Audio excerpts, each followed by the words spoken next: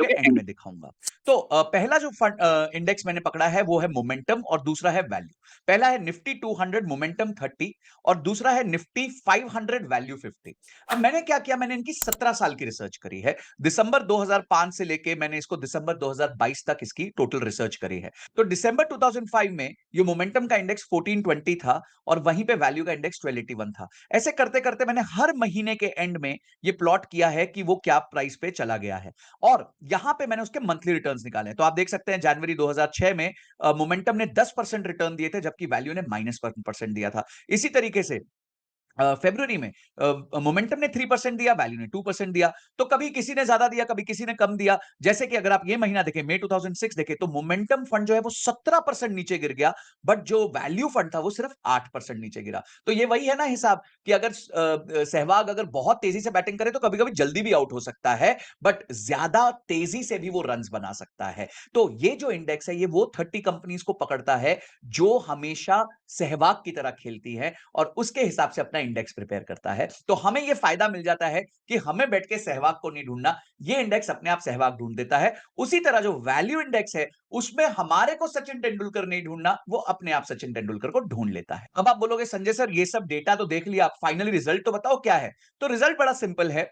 अगर monthly returns के basis पे देखें तो मोमेंटम फंड ने मैक्सिमम रिटर्न्स दिया है 29%, जबकि वैल्यू फंड ने मैक्सिमम रिटर्न्स एक बार दे दिया था 57%। ये क्यों होता है मैं आपको समझाता हूं। सचिन तेंदुलकर ज्यादा देर तक रन बनाते हैं इसलिए कभी कभी ज्यादा रन भी बनाते हैं। जो मोमेंटम स्टॉक्स हैं, सहवाग हैं, वो तेजी से रन बनाते हैं पर कम रन बना के आउट हो जाते हैं। तो इस केस में क्या हुआ कि मैक्सिमम जो था, मैक्सिमम जो मोमेंटम का हाईएस्ट रिटर्न रहा है किसी महीने में वो 29% रहा, पर वैल्यू का 57% रहा। मिनिमम यानी कि सबसे खराब रिटर्न क्या रहा, वो मोमेंटम का -27 रहा और वैल्यू का -26, यानी मोटा मोटा सेम रहा।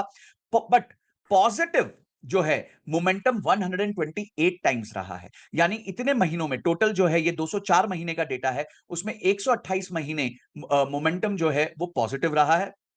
वैल्यू जो है वो 109 महीने पॉजिटिव रहा है। नेगेटिव रिटर्न्स जो है वो मोमेंटम के कम है, 74 टाइम्स है, और जो निफ्टी वैल्यू के हैं वो 95 टाइम्स है, और जीरो रिटर्न्स मोमेंटम के 2 बार हैं जबकि वैल्यू के 1 बार भी नहीं है। अब ये हमारे को डेटा मिला, पर सर अगर मैंने 1 लाख रुपए डाला होता तो उसका क्या हो जाता। तो आइए जानते हैं आपका 1 लाख का वैल्यू क्या होता। तो ये हर महीने आपके 1 लाख के वैल्यू में फ्लक्चुएशन आ रही है, फ्लक्चुएशन आ रही है, फ्लक्चुएशन आ रही है, और आप ये देख रहे हैं कि एंड ऑफ द टेन्योर में आपका 1 लाख जो मोमेंटम फंड में है वो बन जाता 16,71,000 रुपए, और यही चीज वैल्यू फंड में आधी रह जाती जो होती 8,93,000 रुपीज। यानी कि वैल्यू मोमेंटम फंड में आपका पैसा 17 साल में अप्रोक्सीमेटली 17 गुना हो जाता, वेर एज यही वैल्यू फंड में 17 साल में 9 गुना हो जाता। और मोमेंटम फंड का जो हमारे को सीएजीआर मिला यानी सालाना रिटर्न्स मिले हैं वो 18% के मिले हैं, और वैल्यू फंड में 14% के आसपास यानी 13.8 के परसेंट के आसपास मिले हैं। तो दोस्तों इस डेटा से एक चीज साबित हो जाती है कि मोमेंटम फंड्स जो हैं वो आपके लिए सूटेबल हैं जब आप एक लॉन्ग टर्म में देखेंगे, और वैल्यू फंड्स जो हैं वो आपको प्रोटेक्शन देते हैं। तो दोनों फंड्स ने अच्छा परफॉर्म किया, ऐसा नहीं है दोनों फंड्स ने अच्छा नहीं परफॉर्म किया, दोनों फंड्स ने बहुत अच्छा परफॉर्म किया है, और इन फंड्स में आप अपना पैसा डाल सकते हैं। अब अगर आपके पास पैसा ज्यादा है, समझिए आपके पास 10 लाख है, तो आप इसमें 5-5 लाख डाल सकते हैं या 7 लाख 3 लाख डाल सकते हैं। आप अपना एसेट एलोकेशन खुद कर सकते हैं, बेसिस आप कितना रिस्क लेना चाहते हैं। जरूर याद रखिएगा मोमेंटम में रिस्क ज्यादा होता है, वैल्यू में रिस्क कंपैरेटिवली कम होता है। तो अब अगर दोस्तों मुझे उस क्लाइंट से बात करनी होगी तो इसी दोनों इंडेक्स के बेसिस पे मैं उनको म्यूचुअल फंड सजेस्ट करूंगा। तो आइए देखते हैं वो कौन से म्यूचुअल फंड्स हैं जो हम इस कैटेगरी में देख सकते हैं। तो दोस्तों आइए देखते हैं कुछ फंड्स जो दोनों पर्टिकुलर इंडेक्स को ट्रैक करते हैं। तो सबसे पहले हम वैल्यू 50 में देखते हैं, तो यूटीआई का निफ्टी 500 वैल्यू 50 इंडेक्स है।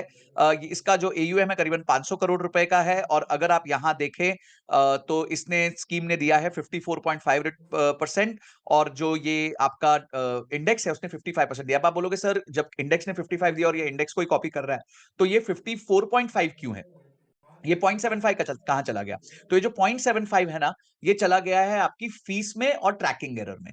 तो बहुत इंपॉर्टेंट होता है। आप देखो 75 पैसे का यहां पे लॉस हो गया है। अब आते हैं हम मोमेंटम 30 इंडेक्स पे, तो यहां पे आप देख सकते हैं यूटीआई का निफ्टी 200 मोमेंटम 30 है, जिसका फंड साइज है 8,120 करोड़ रुपए, और यहां पे भी आप देख सकते हैं कि इंडेक्स ने 48.4% का रिटर्न दिया है एक साल में, जबकि स्कीम ने 47.98 का दिया है। ऑब्वियसली ये क्या है, ट्रैकिंग एरर है और टोटल जो आपकी फीस लगती है वो माइनस है। सिमिलरली ये मोतीलाल ओसवाल है, ये 870 करोड़ के आसपास का फंड है और जो एक और मोमेंटम 30 का फंड है वो है एचडीएफसी निफ्टी 200 मोमेंटम 30। तो दोस्तों आप इनमें से कोई भी फंड सिलेक्ट कर सकते हैं और अपनी एसेट एलोकेशन जो है वो अपने रिस्क को ध्यान रखते हुए, अपने टाइम लिमिट को ध्यान रखते हुए, अपने गोल को ध्यान रखते हुए रखिएगा। तो दोस्तों अगर आप 50-50 करते तो आपका 1 लाख रुपए जो है वो बन जाता करीबन-करीबन 13 लाख रुपए 17 सालों में।